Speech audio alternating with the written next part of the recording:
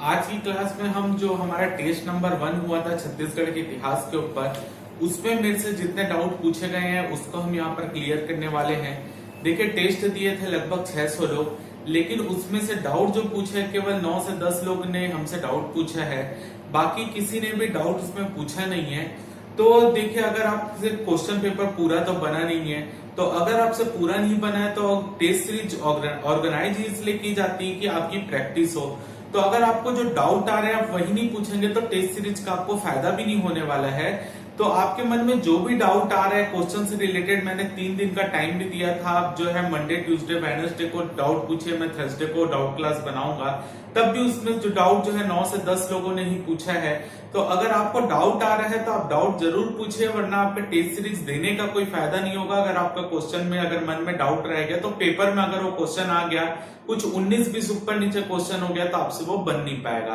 तो आपके मन में जो डाउट है उसको जरूर पूछिए। इसके अलावा बहुत से लोगों ने जो है रेफरेंस बुक पूछी है, तो हमने अभी जो मैं आपको आंसर की बताने जा रहा हूं, जो भी डाउट आपके पूछे गए हैं उसको मैं इस तरीके से बता रहा हूं कि आपको क्वेश्चन मैं बताऊंगा, साथ ही साथ वो क्वेश्चन का किस जगह से मैंने किस बुक से उसका आंसर लिया है वो भी मैं साइड में आपको रेफरेंस के रूप में फोटो दिखेगी आपको कि उसमें लिखा क्या हुआ है जहां से मैंने लिया है। साथ ही साथ मैं आपको रेफरेंस बुक भी उस क्वेश्चन का बताते हुए चलूंगा।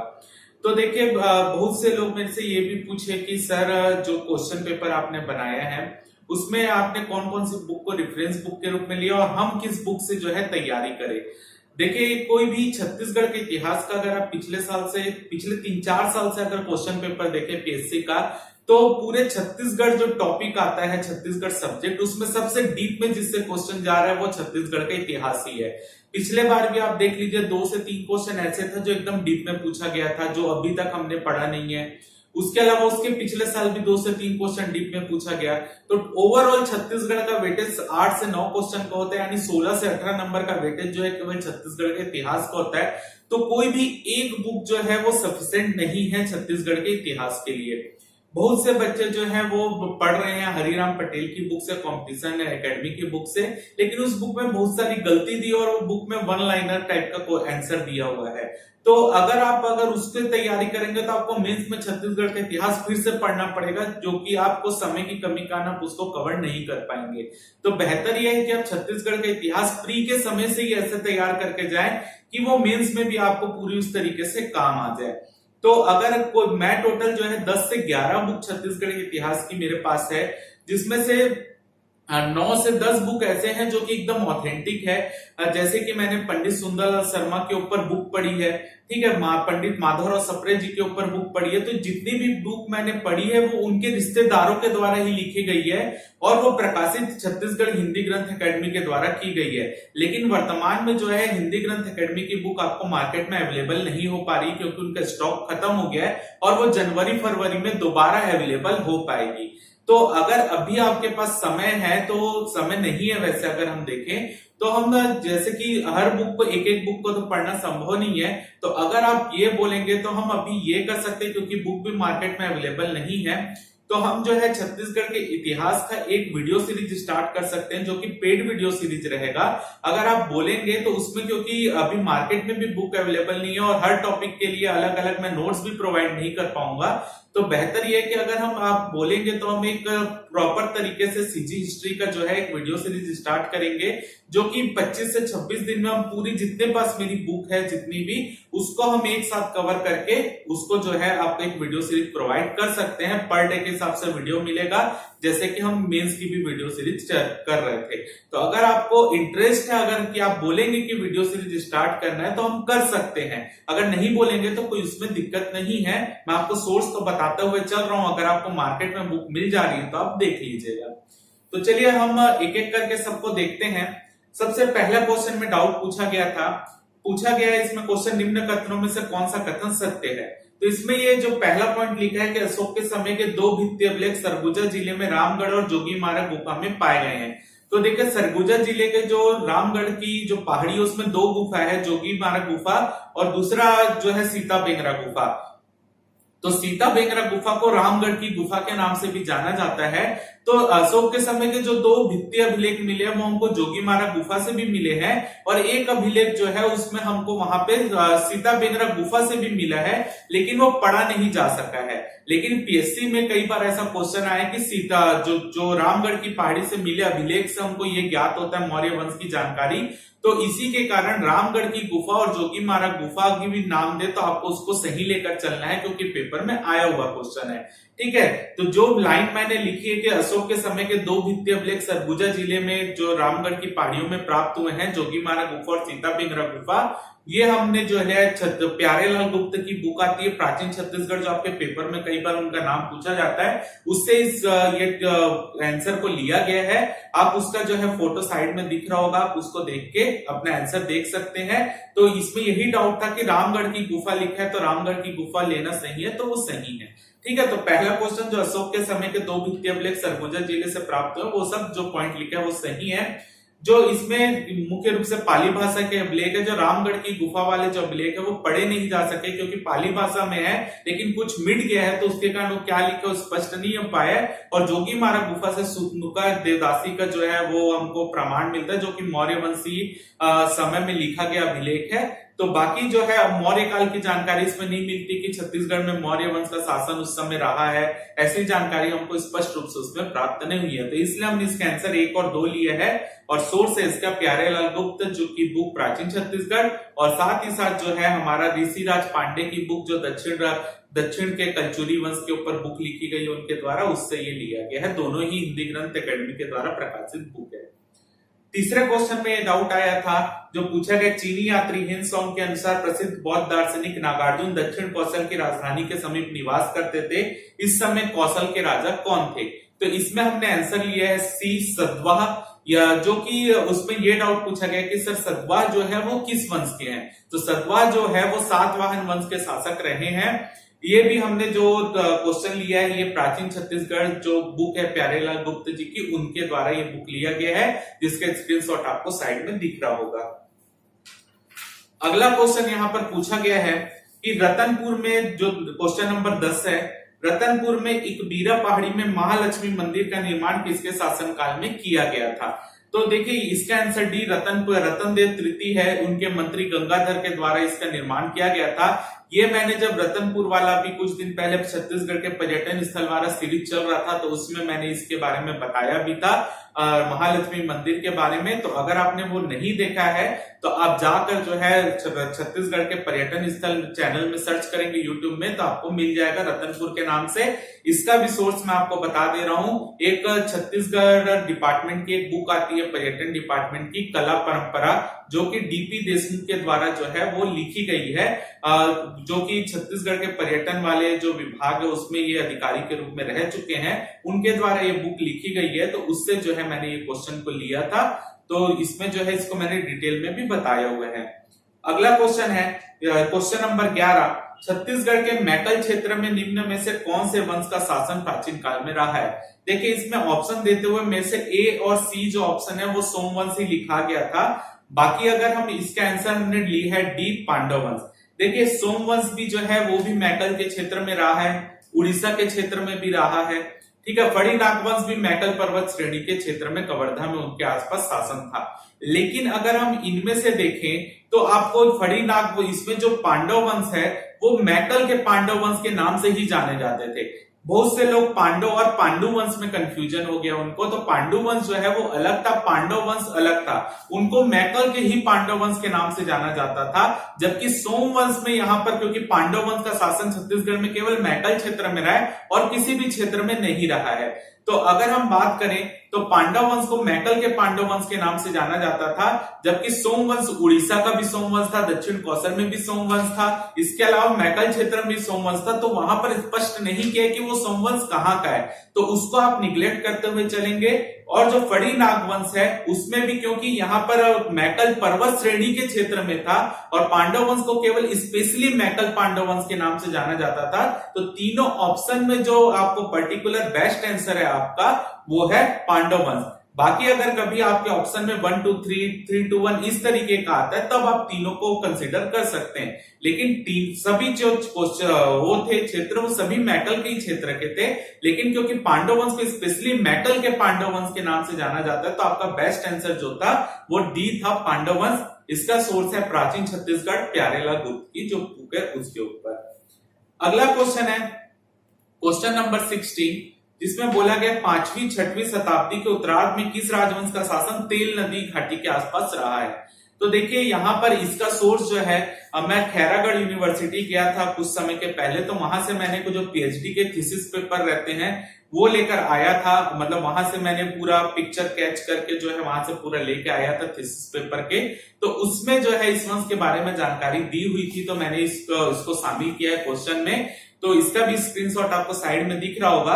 तो पर्वत द्वारका वंश जो है उसका क्षेत्र गरियाबंद क्षेत्र के आसपास था जहां से तेल नदी प्रवाहित होती है। इस वंश के जो पहले राजा थे उनका नाम था सोमन राज। केवल 2 तेल नदी घाटी से हमको अभिलेख भी मिला है इनका, तो वहां से बस हमको 2 राजाओं की जानकारी प्राप्त होती है जिसमें से एक सोमन राज थे। ठीक है, तो यहाँ जो है पर्वत द्वारका वंश ऐसा जो तेल नदी घाटी के आसपास इनका शासन रहा है। अगला क्वेश्चन देखते हैं, क्वेश्चन नंबर 20, जिसमें पूछा गया निम्न में से किस मराठा कालीन कर्मचारी और उसका कार्य सुमिलित है। इसका सोर्स आप ले सकते हैं, मैं जो है इसका सोर्स थीसिस पेपर के अनुसार ले रहा हूं। आप जो है इसके सोर्स में जो है आप कोई भी हिंदी ग्रंथ एकेडमी की बुक ले लीजिए, उसमें भी दिया है, राम कुमार बिहार में भी दिया है, उपकार की बुक में भी दिया है। ठीक है, सब में वही है। तो यहाँ पर जो है इसमें जो पूछा गया जो ऑप्शन, इसमें कौन सा कर्मचारी और उसका कार्य सुमिलित नहीं है, सुमिलित है। तो फडणवीस में लिखा है परगने की आमदनी का हिसाब रखना। तो जो परगने की आमदनी का हिसाब रखने का जो कार्य करते थे वो पोतदार करते थे, ना कि फडणवीस। सेकंड है पोतदार में लिखा हुआ है परगने की आय व्यय का लेखा तैयार करना। तो आय व्यय का लेखा तैयार करने का काम जो फडणवीस का था, ना कि पोतदार का, तो दोनों उल्टा थे, इंटरचेंज थे। सी लिखा है माल चपरासी सरकारी संपत्ति की सुरक्षा करना। तो माल चपरासी सरकारी संपत्ति की सुरक्षा करने का ही उनका काम था। चौथा है बरार पांडे, जो इसमें लिखा है परगने की फसल की सूचना तैयार करना। तो परगने की फसल की सूचना तैयार करने का काम होता था बड़कर का, जबकि बरार पांडे का काम होता था गांव के लगान का विवरण तैयार करने का। तो इसमें ए, बी और डी गलत है, केवल माल चपरासी वाला पॉइंट सही है। इसके जो थीसिस पेपर है मैंने उसका भी आपको स्क्रीनशॉट यहाँ पर डाला है। इसके अलावा जो है आप जो है बहुत सारे छत्तीसगढ़ के इतिहास, छत्तीसगढ़ संदर्भ में भी इसके बारे में दिए हुए, तो आप उसको देख सकते हैं। अगला क्वेश्चन है निम्न में से कौन सा मराठा कालीन कर और उसका नाम सुमिलित है। इसमें सभी से क्वेश्चन बन गया, लेकिन बहुत से बच्चे ने ये डाउट पूछा था कि जो नजराना है, नजराना जो है जमींदारों से लिया जाने वाले वार्षिक कर को टकौली कहते थे। तो नजराना भी उसे कहते थे, टकौली और नजराना दोनों ही एक ही था। तो टकौली का ही दूसरा नाम था नजराना, तो उसमें भी कोई दिक्कत नहीं है। तो नजराना और टकौली एक ही है, बाकी तो आपने मिला ही लिया है। तो इसका आंसर होगा ए, नजराना। तो देखिए जो मैंने बताया थीसिस पेपर मैंने लेके आया था रविशंकर यूनिवर्सिटी से, भी मैंने कुछ थीसिस पेपर लाए थे। आपको याद होगा पिछले बार हमारे पीएससी में जो क्वेश्चन भी आए थे कि निम्न में से कौन सा जो जमीन भूमि और उसके अधिकारियों को दी जाती थी वो सुमिलित है। जैसे उसमें मोकासा गांव दिया था, ठीक है, उसके बाद धर्मस्थी गांव दिया था, तो वो सब भी इस थीसिस पेपर में दिया हुआ है। ठीक है, तो ये सब जितने भी सोर्स है मैंने वहीं से लिया हुआ है। तो अपने पास मराठा कालीन प्रशासनिक व्यवस्था का डिटेल में जो थीसिस है वो अपने पास है। अगला जो क्वेश्चन है, बिंबाजी भोसले के शासनकाल में महिलाओं से लिए जाने वाले निम्न में से कौन सा कर सुमिलित नहीं है। तो ये क्वेश्चन आपके लिए नया होगा, जो कि मैंने थीसिस पेपर से लिया, उसका स्क्रीनशॉट आपको दिख रहा होगा। इसमें जो है मैं सीधा बात करूंगा सी की, जो क्योंकि वही आंसर है, वो सुमिलित नहीं है। भात खवाई जो था उसमें लिखा है यह कर उन महिलाओं से वसूल किया जाता था जो खेतों में काम करती थी, जो कि गलत है। भात खवाई कर जो है ऐसे व्यक्तियों से, ऐसे लोगों से वसूल किया जाता था, मान लीजिए जिसके परिवार के जो अन्य लोग हैं अगर वो कोई काम नहीं कर रहे हैं तो उसके एवज में जो बाकी लोग काम कर रहे हैं उनसे वो कर लिया जाता था। या आप ये भी बोल सकते हो कि ऐसे लोगों से कर वसूल किया जाता था जिसके जात के, यानी वो जिस जात के हैं उसके अलावा उस जात के कोई, अगर कोई दूसरा व्यक्ति अगर वो काम नहीं कर रहा है तो उसके जात का जो दूसरा व्यक्ति काम कर रहा है उससे वो कर ले लेते थे। यानी जो काम नहीं कर रहा है उसके बदले जो है उस जात का कोई दूसरा व्यक्ति काम कर रहा था तो उसके ऊपर ये कर लगा के उसके कर को वसूल कर लिया जाता था। तो ये होता था भात खवाई। अगला जो क्वेश्चन जिसमें डाउट पूछा गया वो है क्वेश्चन नंबर 29, जिसमें बोला गया स्वदेशी आंदोलन के प्रचार के लिए पंडित सुंदरलाल शर्मा के द्वारा 1907 में किन स्थानों पर खादी आश्रम की स्थापना की गई है। तो इसमें राजिम, धमतरी, रायपुर, महासमुंद, मैंने चारों आंसर लिया है। इसका सोर्स भी मैं आपको बता दे रहा हूं। इसका सोर्स है पंडित सुंदरलाल शर्मा के ऊपर, जिसका नाम है युग प्रवर्तक पंडित सुंदरलाल शर्मा नाम की एक बुक है, वहां से हमने इसको सोर्स लिया है, जो कि सुंदरलाल शर्मा के ऊपर ही लिखी गई बुक है ऋषिराज पांडे जी के द्वारा, और हिंदी ग्रंथ एकेडमी के द्वारा प्रकाशित बुक है। तो उसका भी सोर्स जो है मैं आपको साइड में दिखा दे रहा हूं कि कहां पर आपने लिए लिखा हुआ है, तो उसी से लिया गया है। इसके अलावा आपको बता दूं, पंडित सुंदरलाल शर्मा के ऊपर पेपर में कई बार क्वेश्चन आते हैं कि उनके पिताजी का नाम क्या था, जियालाल त्रिपाठी हम पढ़ते हैं, और इनका नाम शर्मा है वो त्रिपाठी, तो उनमें जो है गोत्र के कारण होता है, तो हम पेपर में गलत आंसर मार देते हैं। एक बार पैसे में पूछा गया जेल पत्रिका में पेजों की संख्या कितनी, सब इस बुक में दिया हुआ है। ठीक है, तो ये डिटेल जो है पंडित सुंदरलाल शर्मा की बुक से लिए, पीएससी में इस बुक से कई बार सुंदरलाल शर्मा के ऊपर क्वेश्चन आए हुए हैं। अगला जो क्वेश्चन पूछा गया है क्वेश्चन नंबर 31, सिहावा जंगल सत्याग्रह में भाग लेने और प्रोत्साहित करने के आरोप में मार्च 1922 में सुंदरलाल शर्मा जी को गिरफ्तार कर किसकी अदालत में प्रस्तुत किया गया था। तो सिहावा जंगल सत्याग्रह में सुंदरलाल शर्मा और नारायण राव मेघावले दोनों को ही गिरफ्तार किया गया था, और उनको जो है प्रस्तुत जो है बैजनाथ पंडा की अदालत में किया गया था। वही हमने आंसर लिया है। ये बैजनाथ पंडा वही है, या बैजनाथ पांड्या वही है जो कि 1910 के समय भूमकाल के विद्रोह में बस्तर में शामिल थे, जिनके विरुद्ध यह विद्रोह हुआ था, तो उनको वहां से ट्रांसफर करके भेज दिया गया था रायपुर में। तो उनको यहाँ की अदालत में जो है सुंदरलाल शर्मा को प्रस्तुत किया गया था। इसका भी सोर्स पंडित सुंदरलाल शर्मा की जो बुक है उसी से लिया गया है, साइड में आपको डिटेल में दिख भी रहा होगा। अगला है क्वेश्चन नंबर 32, राजनांदगांव में सरस्वती पुस्तकालय की स्थापना निम्न में से किसने इसमें महत्वपूर्ण भूमिका निभाई।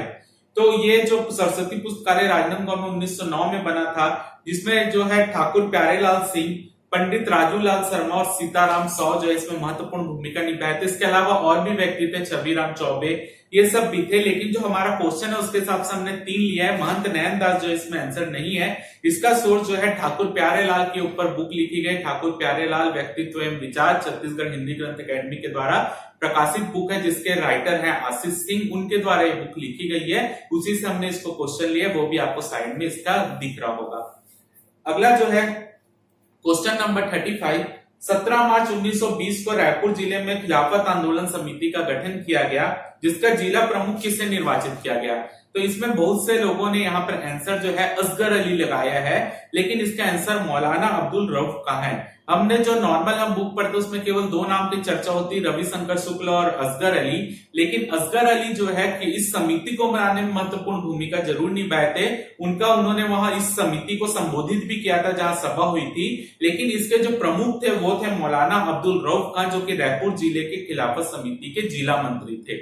ठीक है, तो इसका भी सोर्स जो है थीसिस पेपर है, जो कि रविशंकर यूनिवर्सिटी से मैंने लाया था, उसी का थीसिस पेपर मैं आपको यहाँ पर लगा रहा हूं, जिसमें असगर अली के बारे में भी लिखा है, रविशंकर शुक्ल के बारे में भी लिखा है, मौलाना अब्दुल रऊफ के बारे में भी लिखा है, जहां पर हिंदू मुस्लिम के प्रति सहानुभूति दिखाने के लिए जो है वहां पर संबोधन भी किया गया था। तो वह सब आप देख सकते हैं। अगला जो क्वेश्चन है क्वेश्चन नंबर 37, कि निम्न में से कौन सा कथन सत्य है।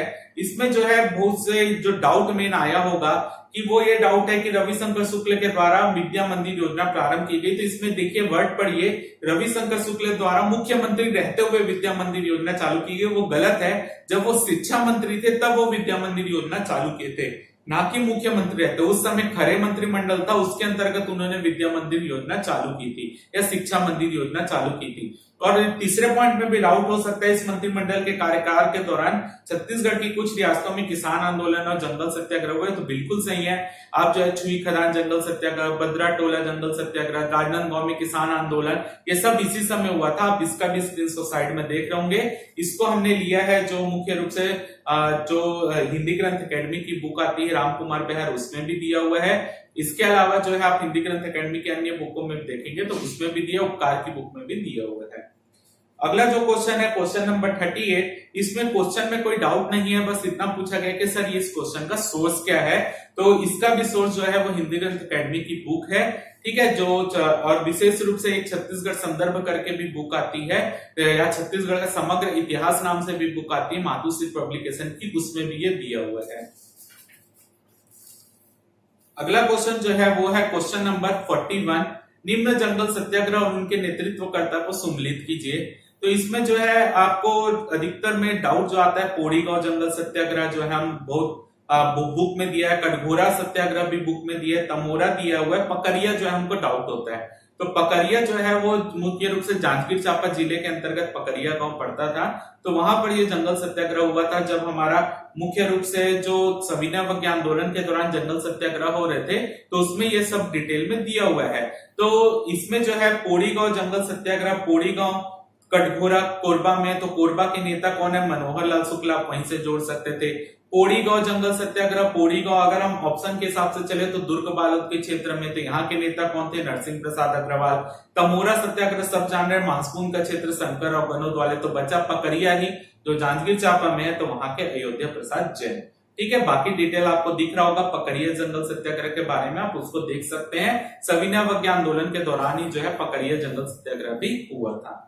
अगला जो है, निम्न में से किसके द्वारा छत्तीसगढ़ में वर्ष 1930 में कर ना दो और पट्टा मत लो आंदोलन चलाया गया। तो इसमें ये डाउट पूछा गया कि क्वेश्चन ही गलत है, क्योंकि ये कर ना दो पट्टा मत लो जो सत्याग्रह है या आंदोलन है वो 1932 में चला है।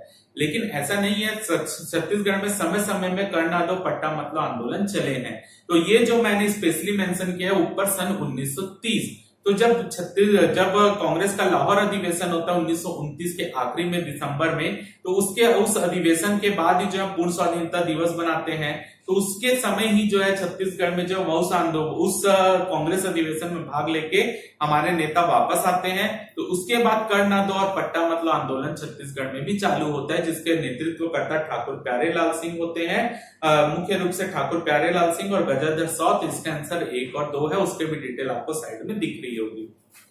अगला क्वेश्चन जो पूछा गया 44, अछूतोद्धार के संबंध में निम्न में से कौन सा कथन सत्य है।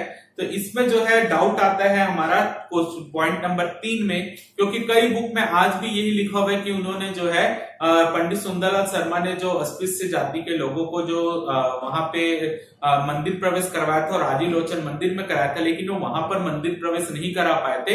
एक्चुअल में वहां पर जो है बंदूकधारी सिपाही खड़े थे, कुछ रूढ़िवादी सोच के पंडित खड़े थे। इसी के कारण जो है वहां पर मंदिर प्रवेश ना कराकर जो राजूलोचन मंदिर के जस्ट सामने रामचंद्र मंदिर है, वहां पर जो है या बोल सकते हैं अछूतोद्धार कार्यक्रम के अंतर्गत जो है अस्पृश्य जाति के लोगों को प्रवेश कराया गया था।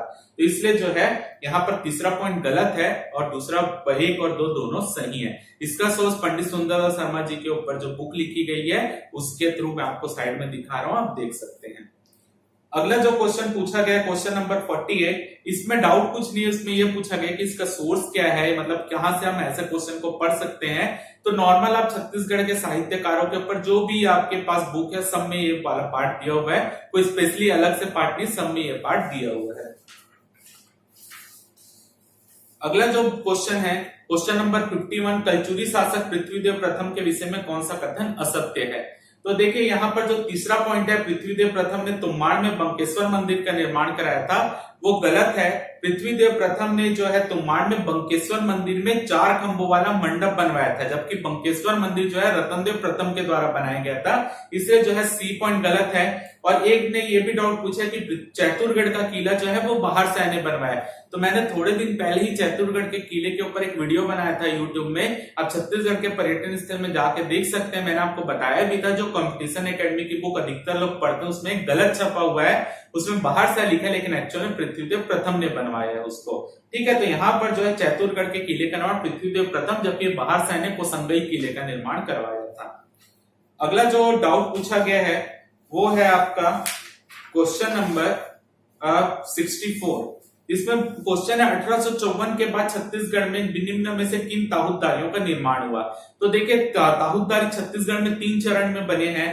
पहले लोरमी और तरेंगा जो बने थे वो सैंडिस के कार्यकाल में बने थे, जो कि ब्रिटिश अधीक्षक का काल था 1818 से 1830 के समय के बीच में। फिर सिरपुर और लवन जो है वो रघुजी तृतीय के काल में बने थे 1830 से 1854 के बीच के काल में, जबकि सिहावा, खल्लारी और संजारी ये 3 ऐसी ताहूतदारी थी जो बनाई गई थी ब्रिटिश काल में, जो इलियड के समय के। तो यहाँ पे क्योंकि वो तीनों ही नहीं है इसलिए इसका आंसर लिया गया इनमें से कोई नहीं। ठीक है, ऐसे नहीं कि जो पहले ताऊत बने तो उस समय नहीं थे, लेकिन क्वेश्चन आप स्पष्ट पढ़िए, 1854 के बाद छत्तीसगढ़ में कौन सी ताऊतदारी का निर्माण किया गया, यानी नई ताऊत बनाए गए। ठीक है, तो सिहावा खल्लारी संजारी थे, तो ऑप्शन में नहीं है, इसी के लिए वो इनमें से कोई नहीं आंसर लिया गया। 65 क्वेश्चन जो है वो है, निम्न में से किसने जो है असहयोग आंदोलन के समय राय साहब की उपाधि त्यागी थी। ये क्वेश्चन देते समय जो है एक ही व्यक्ति ने इसमें डाउट पूछा है, और वो डाउट बिल्कुल सही था, क्योंकि ये क्वेश्चन जो है वो एक्चुअल में अधूरा टाइप हो गया था। यहाँ पर जो क्वेश्चन था वो एक्चुअल में था कि निम्न में से कौन जो है छत्तीसगढ़ में राय साहब ऑब्लिक राय बहादुर की उपाधि त्यागी थी, यानी राय साहब भी क्वेश्चन में था, राय बहादुर भी।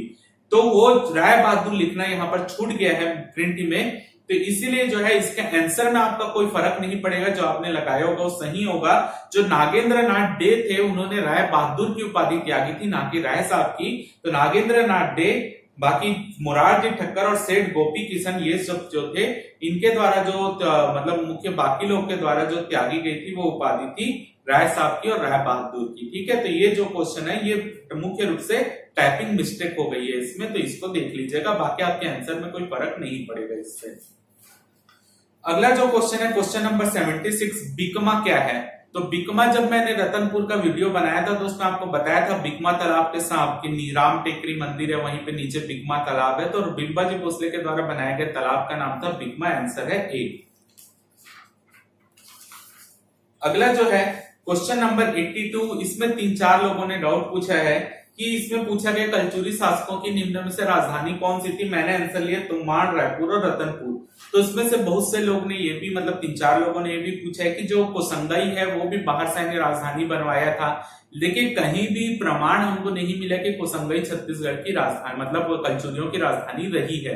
केवल इतना प्रमाण मिलता है कि जब पठान आक्रमण छत्तीसगढ़ में हो रहे थे तब बाहर से जो थे वो छत्तीसगढ़ के, मतलब रतनपुर के क्षेत्रों को छोड़कर कोसंगई किले चले गए थे। जैसे मैंने आपको बताया भी था चैतुरगढ़ का किला क्यों बनाया था, आक्रमण से बचने के लिए, वैसे कोसंगई किले में भी उन्होंने अपने आप को बसाया था। बहुत सी जो हमको केवल ऐसी बुकों में मिलते हैं, जैसे कॉम्पिटिशन एकेडमी की बुक में लिखे है कोसंगई राजधानी थी, उपकार की बुक में लिखे है, लेकिन उसके प्रमाण नहीं मिले हैं।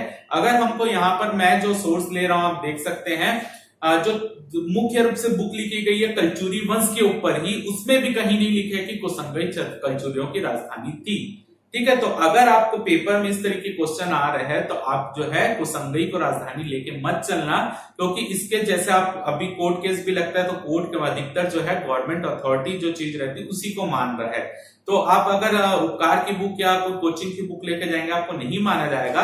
तो जो आप हिंदी ग्रंथ एकेडमी की बुक जो मैं आपको बता रहा हूँ, जो केवल कलचुरियों के ऊपर लिखी गई है, और थीसिस पेपर में भी जो मैं लाया हूं उसमें भी कहीं नहीं लिखे कि कोसंगई जो है राजधानी रही है। तो कोसंगई को आप अवॉइड करते हुए चलेंगे और 1, 2, 3 को आप सही आंसर मान के चलेंगे।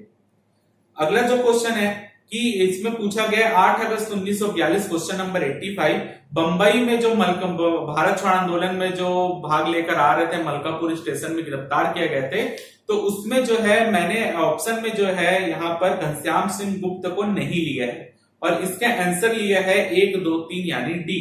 तो घनश्याम सिंह गुप्त जो है, अब मैं आपको स्क्रीनशॉट बाजू में दिखा रहा हूं, पीएससी में आया हुआ क्वेश्चन है। ठीक है, जो आपको असिस्टेंट डायरेक्टर जो मुख्य रूप से प्लानिंग एंड सर्वे वाला पेपर हुआ था 2018 में, उसमें क्वेश्चन आया हुआ, उसमें भी घनश्याम सिंह गुप्ता को जो है इसमें गिरफ्तार नहीं माना गया है। मेरे पास 2-3 बुक है। बंबई से लौटते समय जो है घनश्याम सिंह गुप्ता भी गिरफ्तार हुए थे, लेकिन वो मलकापुर स्टेशन में गिरफ्तार नहीं हुए थे। मेरे पास बुक भी है छत्तीसगढ़ का समग्र इतिहास, उसमें भी जो है गिरफ्तार लोगों में मलकापुर में घनश्याम सिंह गुप्त का नाम नहीं दिया गया है। उनका नाम जो है बंबई से लौटते समय गिरफ्तार में जरूर दिया गया है, लेकिन मलकापुर वाले में नहीं, बल्कि एक अलग से सेंटेंस बना के दिया गया है। ठीक है, क्योंकि अगर 4-5 लोग का नाम मलकापुर वाले में लाइन से लिखा जा रहा है और एक का नाम अलग से लिखा जा रहा है, तो आप समझ सकते हैं कि वो लौटते समय गिरफ्तार हुए लेकिन मलकापुर में नहीं हुए। और पीएससी के क्वेश्चन पेपर में भी ये आंसर लिया गया है। तो आप घनश्याम सिंह गुप्त को अगर आपको सोर्स देना तो आप पीएससी के ही आंसर के को सोर्स बनाकर वहां दे सकते हैं, जो आपको साइड में दिख भी रहा होगा। अगला जो क्वेश्चन है क्वेश्चन नंबर 92 की सरबपुरी राजवंश के शासकों में एक परिवारीय लड़ाई जो थी, एक्चुअल में वाकाटक वंश छत्तीसगढ़ में शासन करता और वाकाटक वंश का शासन छत्तीसगढ़ के अलावा एमपी के कुछ क्षेत्रों में भी था वहां पर। तो वहां पर पारिवारिक संघर्ष चल रहा था। वो छत्तीसगढ़ में ज्यादा ध्यान ना देकर जो है वो आपस में उधर की सत्ता, मेन वाकाटक वंश की सत्ता प्राप्त करना चाहते थे।